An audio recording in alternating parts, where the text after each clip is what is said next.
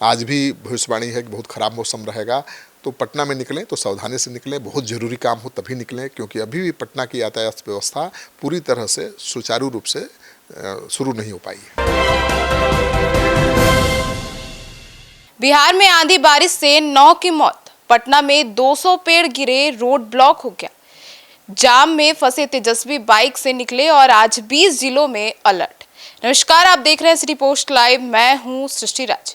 बिहार में पिछले 10 दिनों से तेज आंधी के साथ बारिश हो रही है। शुक्रवार को 135 किलोमीटर प्रति घंटे की रफ्तार से चल रही तेज आंधी और मूसलाधार बारिश ने भारी तबाही मचा दी।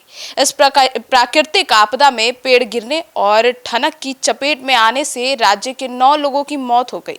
सबसे ज्यादा 4 मौतें राजधानी पटना में ही हुई है। आइए जानते हैं और क्या कुछ हुआ इस दौरान। Chief editor Shrikant Pratyush sir, Patna में तो बारिश और आंधी भारी तबाही मचा रही है। मैं तो खुद निकला था 7 बजे पटना के डकमंगला चौराहे से, और मुझे पाटलिपुत्रा आने में 2 घंटे लग गए। मतलब इस रोड से जाओ तो भी जाम, उस रोड से जाओ तो भी जाम, पूरा पटना पानी पानी हो गया था। पटना में शुक्रवार को 30 मिनट की मूसलाधार बारिश हुई केवल, और तूफान भी रहा करीब 20 मिनट। उसने तबाही मचा दी।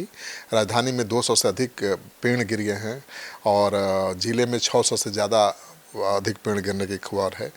शहर में 50 से अधिक गाड़ियां क्षतिग्रस्त हो गई हैं। सड़कों पर पेड़ और होर्डिंग गिरने से शहर की ट्रैफिक व्यवस्था पूरी तरह से चरमरा गई।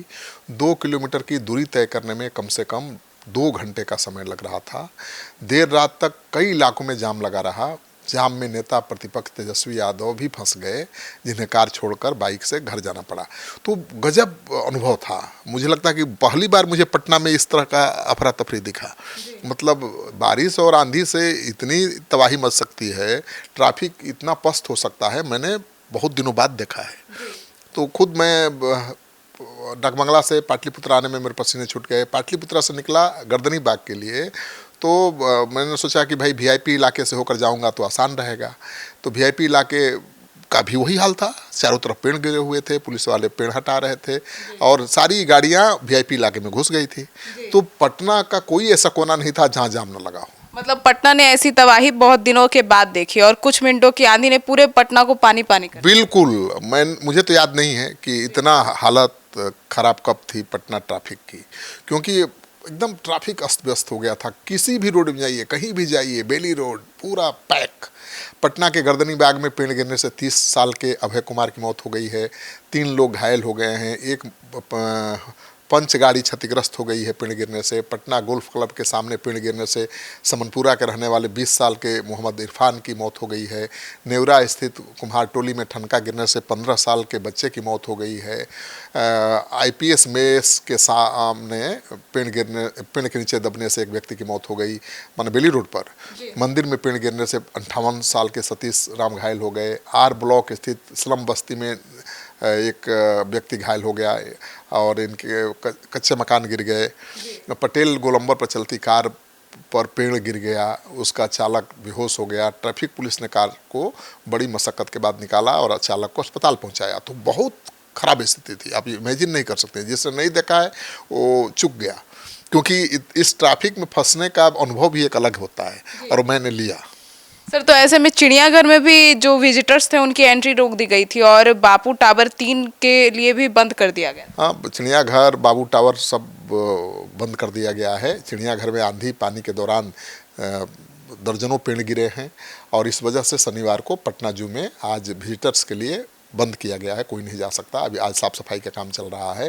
पेड़ गिरने की वजह से 52 साल में पहली बार पटना जू को बंद किया गया है, और यहाँ रविवार से विजिटर्स और सैर नहीं कर सकेंगे। विजिटर रविवार से शायद सैर कर पाएंगे, और रविवार को खुल जाएगा। लेकिन बापू टावर 3 दिन के लिए बंद कर दिया गया है आम दर्शकों के लिए। आंधी की वजह से परिसर में पेड़ गिर गए हैं, टावर के बाहरी हिस्से को भी नुकसान पहुंचा है। दर्शकों की सुरक्षा और मरम्मत के काम को देखते हुए प्रशासन ने यह निर्णय लिया है। तो विधान परिषद सभापति के सर्कुलर रोड स्थित आवास के सामने पेड़ गिर गया। स्टैंड रोड जेडीयू के प्रदेश अध्यक्ष उमेश कुशवाहा के आवास पर पेड़ गिर गया और कार दब गई। मंत्रियों के आवास वाले इलाके में पेड़ों के गिरने से आवागमन पूरी तरह से, मैंने बताया आपको कि ठप हो गया था। कदम कुआं में एमएलसी विनोद जायसवाल के घर के सामने पेड़ और बिजली का पोल कार ऑटो पर गिर गया। इससे इलाके में बिजली गुल हो गई। आर ब्लॉक फ्लाईओवर पर होर्डिंग गिर गई। इससे बिजली का पोल टूटने के साथ आवागमन ठप हो गया। आरजेडी कार्यालय पर भी पेड़ गिर गया। अभिलेख भवन परिसर में खड़ी 2 कार पेड़ के चपेट में आ गई। गांधी मैदान में 15 से अधिक पेड़ उखड़ गए। तो क्या हाल था, आप सोचो ना भाई, कि आधे घंटे की आंधी बारिश ने पटना में तबाही मचा दी। सर, तो ऐसे में कोलकाता से आकर लखनऊ के लिए फ्लाइट डाइवर्ट हो गई। हाँ, तो इतनी आंधी तूफान में फ्लाइट कैसे लैंड करेगी? 135 किलोमीटर प्रति घंटे की रफ्तार से तूफान चल रहा था, भारी बारिश हो रही थी।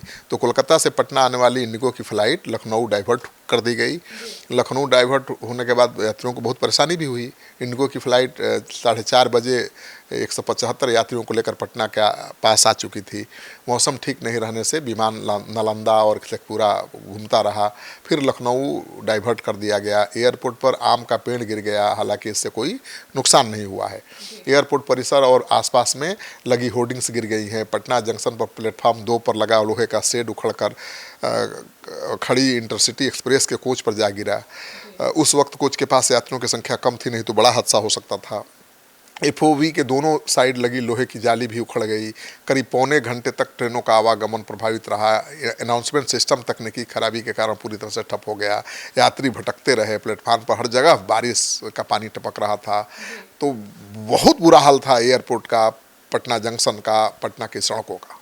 सर, तो आज कैसा रहेगा मौसम? मौसम विभाग की भविष्यवाणी क्या कहती है? देखिए, मौसम विज्ञान केंद्र ने आज शनिवार को पटना समेत 20 जिलों में तेज आंधी बारिश का फिर से अलर्ट जारी किया है। इस दौरान आकाशीय बिजली गिरने की आशंका है। मौसम विज्ञान केंद्र के अनुसार 11 मई तक आंधी बारिश की संभावना बनी हुई है। राजधानी में शनिवार को आसमान में बादल छाए रहने की संभावना है। हालांकि कभी कभी धूप भी निकल रही है। कई इलाकों में हल्की से मध्यम बारिश की संभावना है। दोपहर के बाद तेज हवा और गरज चमक के साथ बारिश होने की संभावना है। मौसम विभाग के अनुसार मौसम में नमी बढ़ने के कारण उमस थोड़ी महसूस हो सकती है, लेकिन तेज धूप और लू जैसी स्थिति से फिलहाल राहत मिलेगी। तो बहुत बुरा हाल है। सर, तो मौसम विभाग के अनुसार 10 मई से नए पश्चिमी विक्षोभ का असर भी रहेगा। हाँ, बिल्कुल, ये चेतावनी है। मौसम विज्ञान केंद्र के अनुसार 10 मई से एक नया पश्चिमी विक्षोभ सक्रिय होने जा रहा है। इसका असर बिहार समेत पूर्वी भारत के कई राज्यों में देखने को मिलेगा। पश्चिम विक्षोभ सक्रिय होने के बाद वातावरण में नमी बढ़ेगी और बंगाल की खाड़ी से आने वाली हवा मौसम को और अस्थिर बनाएगी। इसकी वजह से बिहार के कई हिस्सों में तेज बारिश होगी, बिजली गिरेगी, आंधी तूफान चलने की संभावना बढ़ जाएगी। खासकर उत्तर पूर्व और दक्षिण मध्य बिहार के जिलों में मौसम तेजी से बदल सकता है। तो मौसम को लेकर अलर्ट रहना चाहिए। अब तो मुझे भी डर लग रहा है कि भाई हवाई जहाज़ से उड़ान भरना है, मौसम भी ख़राब है। चलिए, बजरंगबली की कृपा होगी तो सब कुछ ठीक रहेगा। तो बहुत ख़राब मौसम था कल। आज भी भविष्यवाणी है कि बहुत ख़राब मौसम रहेगा। तो पटना में निकलें तो सावधानी से निकलें। बहुत ज़रूरी काम हो तभी निकलें, क्योंकि अभी भी पटना की यातायात व्यवस्था पूरी तरह से सुचारू रूप से शुरू नहीं हो पाई है। तो सुना आपने, तो मौसम विभाग से एक बार जानकारी ज़रूर निकाल ले, उसके बाद ही घर से बाहर और किसी यात्रा पर निकले। धन्यवाद।